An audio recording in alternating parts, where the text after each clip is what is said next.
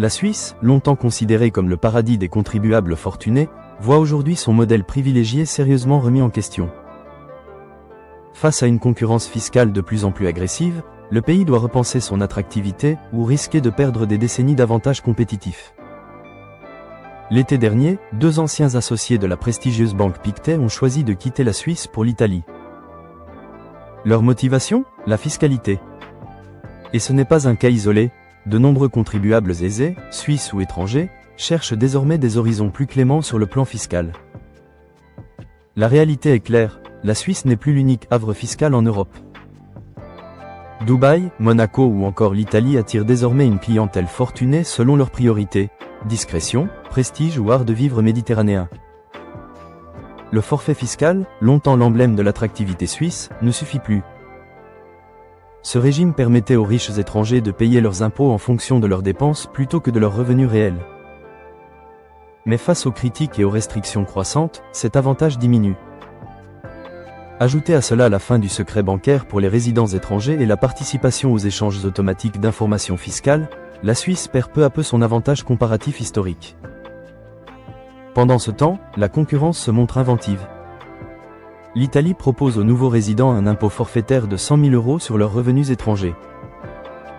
Le Portugal offre encore des exonérations fiscales pour certaines catégories de contribuables. Dubaï et les Émirats arabes unis séduisent avec une absence totale d'impôt sur le revenu, et Monaco reste fidèle à son exemption fiscale pour les résidents. Ces stratégies agressives attirent une clientèle mobile et exigeante, prête à changer de résidence pour optimiser sa fiscalité et sa qualité de vie.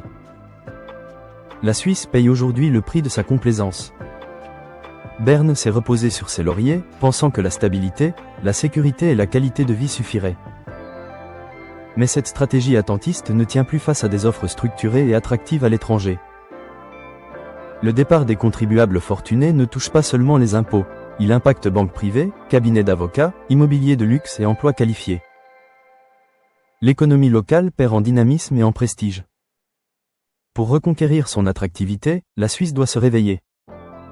Adapter son cadre fiscal aux réalités contemporaines, valoriser ses atouts uniques: excellence bancaire, stabilité institutionnelle, qualité de vie, position centrale en Europe et proposer un modèle équilibré, compétitif mais transparent, sont désormais des impératifs. L'immobilisme n'est plus une option. La Suisse doit agir ou risquer de voir son modèle privilégié devenir un souvenir du passé. Si cette analyse vous a intéressé, abonnez-vous et activez la cloche pour ne rien manquer de nos prochaines vidéos sur l'économie et la fiscalité internationale.